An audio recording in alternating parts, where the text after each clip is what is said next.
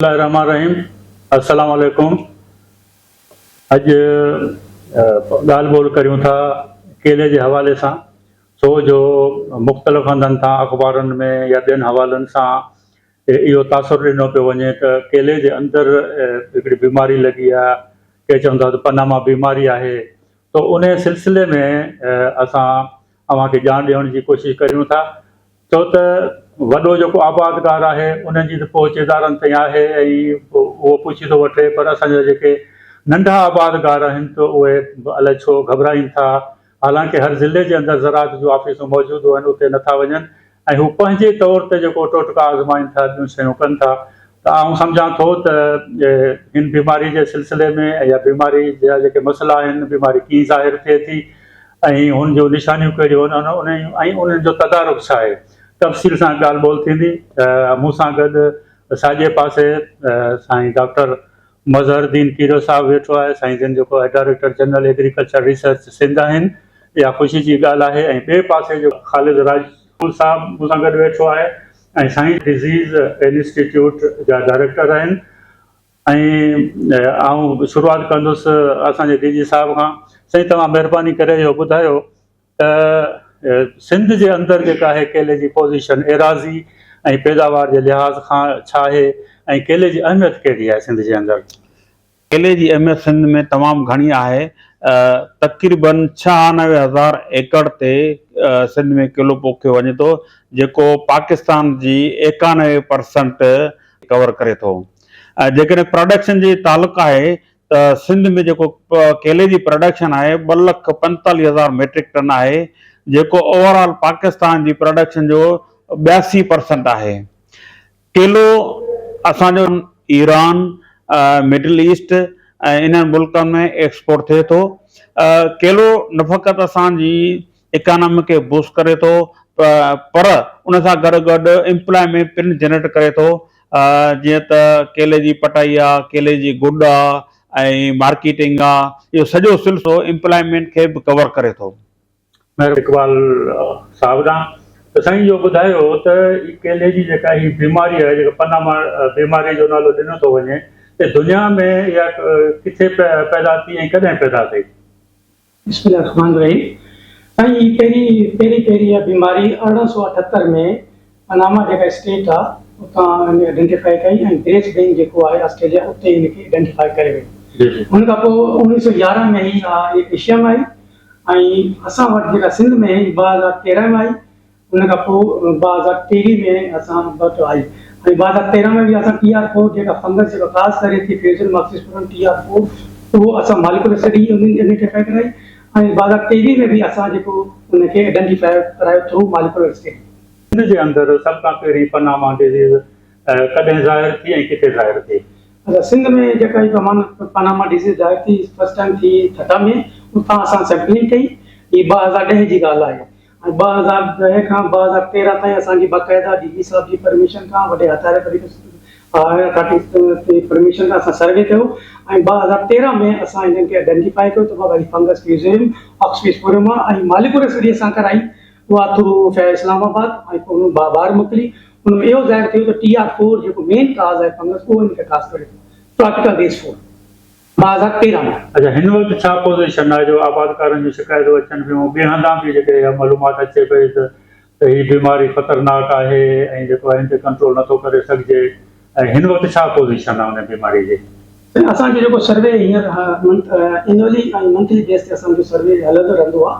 हुनजी बेस ते हींअर जेका पोज़ीशन आहे, ख़ासि करे मां तव्हांखे ॿुधायां थो त हीअ जेका फंगस आहे गर्मी में इन फंगस जी जेका मूवमेंट आहे उहा तेज़ हूंदी आहे ऐं सियारे में हाइबरनेशन हली वेंदी आहे।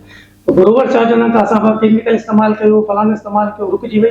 हालांकि सॉइल 1 पैथोजिन आहे, सॉइल 1 टाइम अची वई त 40 साल ताईं सर हिन जा जेका स्पोर्स आहिनि क्लेमाइडोस्पोर, उहा ज़मीन में ख़ारिज न थींदा। तव्हां भले केमिकल इस्तेमालु कयो, कुझु बि कयो, जिते मां कयो 1878 में आई आहे, उन वक़्त खां वठी अॼु ताईं जेको केमिकल कंट्रोल सर अञा ताईं आज़ादु न थियो, मतिलबु केमिकल के थ्रू असांखे कंट्रोल नथा करे सघूं। इन सां हिसाब लॻायो इन फंगस जी केतिरी इंपॉर्टेंट आहे ऐं केले जो असां सर्वे कंदा हींअर बि तक़रीबन परसेंटेज हिन जी वधे पई। पर पंज बाग जेको आहे, 5 बाग असां विज़िट कयूं त असांखे इहा प्रॉब्लम आहे। हाणे आबादगार खे कीअं ख़बर पवे त हीउ ॿूटो जेको बीमार आहे उन जो जेको सुञाणप जूं निशानियूं कहिड़ियूं आहिनि त जीअं आबादगार पंहिंजी ॿनी जे अंदरि वञे थो केले जे अंदरि वञे थो त उहो सुञाणे सघे त हीउ बीमार ॿूटो आहे। सर हिन जी अगरि फील्ड में असां वञूं त हिन जी ॿ सिम्टम्स हूंदा आहिनि न पालान ते ज़ाहिर थींदा आहिनि। हिकिड़ो थींदो आहे एक्सटर्नल, ॿियो थींदो आहे इंटरनल, मतिलबु ॿाहिरी पासे कहिड़ो हुनजो निशानियूं आहिनि। हुन में इहो आहे त जेका पन जेका सुकी वेंदा ऐं ड्रॉप थी वेंदा ऐं उहा शुरू थींदो जेका ओल्डर लीफ हुतां। ऐं ॿियो इहो आहे त हुनखे असां चवंदा विल्टिंग, ठीकु आहे, ॿूटो सुके कुमाइजो जी सर। हुन खां पोइ यलिंग थी वेंदी आहे। यलिंग जो सिस्टम आहे उहो जेको आहे न ओल्डर लीफ आहे उतां शुरू थींदो आहे। पन तव्हांजो मतिलबु आहे पन पीले रंग जा फिका थींदा जी हा, पर उनजी निशानी आहे त पन फिका शुरू थींदा किनारे खां जी जी अपवर्ड वेंदा, मथे वेंदा। हिकिड़ी ॻाल्हि, अगरि सीवियर आहे, अगरि उहा फंगस उन प्लांट में अची वई आहे त उनजा जेका मेन स्टेम आहे सर उहा फाटी पवंदो, थोरो जेको फाटी जी हा, उनमें स्प्रेडिंग जी फाटी पवंदो। उनजो मतिलबु आहे त उहो तव्हांजी सीवियर कंडीशन में प्लांट अची वियो। जेकॾहिं हाणे उहो अची वियो त तदारुकी कजे। अच्छा हा सर, मां तव्हां जीअं अॻु में तव्हांखे मतिलबु केमिकल इन बीमारी जो कोन्हे, ना ई कोई अहिड़ी असां वटि वैराइटी आहिनि जेका असां घुरो था चऊं त भाउ तव्हां हीअ लॻायो। हिन जो इहो आहे त असां जेको प्रैक्टिकल बि कयो आहे, असां फील्ड डिमॉन्स्ट्रेशन बि कई आहे, लेबोरेटरी में बि असां कयो आहे, ग्रीन हाउस में असां एक्सपेरिमेंट कया आहिनि। हुनमें इहो असां अंदाज़ो लॻायो आहे, इहा असांजी रिज़ल्ट बेस इहा आहे, असां जेको बायो एजेंट अप्लाई करायूं था जंहिंमें ट्राइकोडर्मा बेसिलस आहे उहो असां फी एकड़ अप्लाई करायूं था। अगरि ग्रोवर्स उनखे उन पासे वञनि ऐं फी एकड़ ट्राइकोडर्मा अधु किलो गुड़ ऐं 200 लीटर पाणी हुनखे मिलाए 3 ॾींहं तव्हांखे ड्रम में रखो ऐं तव्हांखे हुनजी जेका तव्हांजी फंगस आहे या ट्राइकोडर्मा जेको बेनिफिशियल फंगस आहे उनजी मल्टीप्लिकेशन थी 3 ॾींहं खां पोइ थ्रू फर्टिगेशन पाणी में तव्हां फी एकड़ खे ॾियो। ऐं हीअ असांजी परमिशन, असांजी डीजी साहब जी परमिशन हुई, असां प्रैक्टिकल खे फील्ड में खणी वियासीं। इन जो तरीक़ो इहो आहे, मुसलसल 6 महीना तव्हां मंथली बेस ते अप्लाई करायो मुसलसल, पोइ असां वटि रिज़ल्ट बि आहिनि, असां वटि डेटा बि आहिनि। उहा फंगस उते ख़तमु न थींदी पर रुकिजी वेंदी, सप्रेस थी वेंदी। अच्छा, अॻिते न वधे। अच्छा, ॿिया ज़रूरी कमकार केले जे अंदरि कहिड़ा करणु घुरिजनि? अच्छा, तव्हां कोशिशि कयो त घणो करे गोरस छा कंदा आहिनि, गुड थोड़ी डीप कंदा आहिनि। अच्छा, तो कोशिशि कयो त मल्ची कलर प्रोसेस अप्लाई करायो, जंहिंमें तव्हांजा मल्चिंग जा प्रोसेस तव्हां सम्झो था तमामु घणा आहिनि। उहो ग्रोवर्स असां वारो उन पासे वञे ई कोन थो न। हाणे गुड में इहो आहे त तव्हां कराए माण्हू कनि था ग्रोवर्स, पर चाहे त उनजी रूट डैमेज थी वेंदी आहे। हाणे ग्रोवर्स खे इहा ई ख़बर कान्हे त केतिरे फुट ते करणी आहे, केतिरे डेप्थ करणी आहे, इहो थोरो सेंसिटिव प्रोसेस आहे न। अच्छा, खुराक जे लिहाज़ में कहिड़ियुनि ॻाल्हियुनि जो ख़्यालु रखणु खपे? कहिड़ी खुराक ॾियूं? कीमयाई बाण ॾियूं? सर मुंहिंजे हिसाब में असां जेको प्रैक्टिस कया हुनमें सर ऑर्गेनिक जेका आहे न फर्टिलाइज़र, मां तव्हांखे ॿुधायां त ही सॉइल बॉर्न पैथोजन आहे, ठीकु आहे न। ऐं सॉइल असांखे सॉइल खे इम्प्रूव करणो आहे, सॉइल खे मतिलबु हेल्दी करणो आहे, सरकेस करणो आहे, सरकेस। उन जे लाइ ऑर्गेनिक जेका असांजा फर्टिलाइज़र आहिनि उनखे अप्लाई करणु पवंदो, जंहिंमें तव्हांजा कंपोस्ट आहिनि या ग्रीन मैन्यूरिंग, उहा तव्हांजी सॉइल फर्टिलाइज़र साओ भाण आहे जी सर, इहो आहे उहो कंदासीं। त हुनमें छा आहे त तव्हांजी जेका माइक्रोवेल एक्टिविटी आहे उहा वधंदी। ऐं अगरि तव्हां लिग्विन बेस क्रॉप तव्हां सम्झो था त जो उनमें जी जी हा उहो लॻाए त हुनमें छा त नाइट्रोजन फिक्सेशन हूंदी आहे, त उहा असांजी उनखे बि वधाईंदी। इन करे वाले सां ऑर्गेनिक फर्टिलाइज़र आहे उहो बेस्ट आहे, अदरवाइज़ केमिकल जे मिले। अलावा जेके आबादगार आहिनि, जेके मुख़्तलिफ़ कंपनियुनि वारा आहिनि, उनखे जेको आहे सलाह था ॾियनि त बाबा हीअ ज़हर विझो, हीअ ज़हर विझो, त छा उन सां बीमारी बिगड़ंदी या उन सां जेको उनजो कंट्रोल थींदो? मां तव्हांखे अर्ज़ु कयां त हीअ आहे soil born pathogen, chemical control त हिनजो आहे कोन्हे।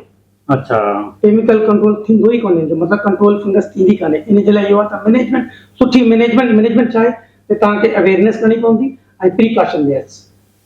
अच्छा, असांजी जेके जिन्सूं आहिनि उन्हनि मां वधि में वधि जेको बीमारी जो असरु कहिड़ी जिन्स ते नज़र आयो आहे तव्हांखे? असां जेको सर्वे कयो आहे हुननि में जेका असांजी लोकल वैरायटी आहे बसराई नॉन टिश्यू, हुनमें असांजे सर्वे जे हिसाब सां असांखे जेको कैलकुलेशन कई आहे, डेटा असां वरिती आहे डिस्ट्रिक्ट वाइज़, हुनमें बसराई ते जी जेका इंसिडेंस परसेंटेज आहे वधीक बने टिश्यू कल्चर।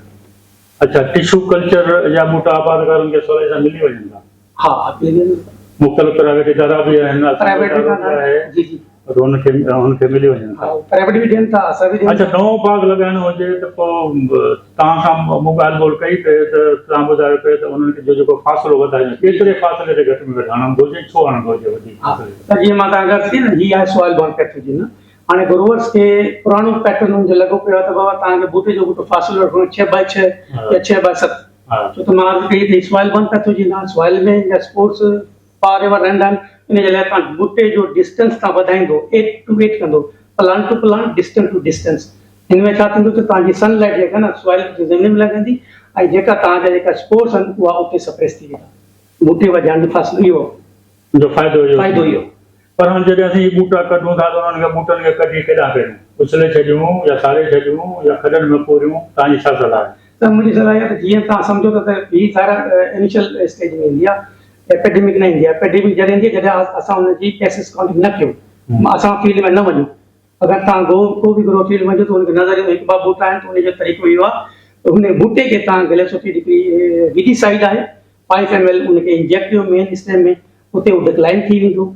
वॾो थेलो तव्हां वटि हुजे, उन थेले बूटे खे जॾहिं उहो डिक्लाइन थी वञे मरी वञे उनखे थेले में विझो। उन खां पोइ जेके जितां तव्हां कढियो आहे उन सराउंडिंग में भार वारी जेका सुठी मिटी आहे उहा उनखे बाउंड्री ॾेई छॾो ऐं घासलेट ऐं चूनो मोचो। इन में इहो त तव्हांजे स्पोर्ट्स स्प्रेड न थिए। महिरबानी ख़ालिद इकबाल राजपूत साहब।